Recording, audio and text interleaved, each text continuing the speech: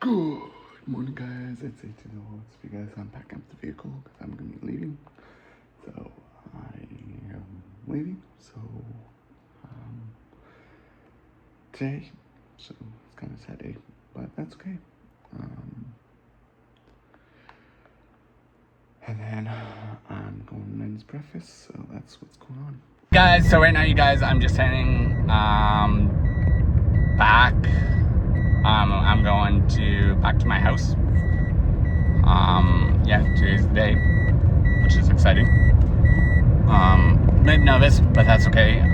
We're gonna do some cleaning, we're gonna do some organization probably, and get things hopefully back to normal. Hopefully, try and figure things out. Also, what's the other thing I was gonna say? Oh yeah, I'm gonna go to the grocery store to pick up some stuff. Cleaning supplies, so that's what we're gonna do. Alright, guys, I'm just picking up some supplies for cleaning. So that's what's going on, you guys. We are picking some cleaning supplies.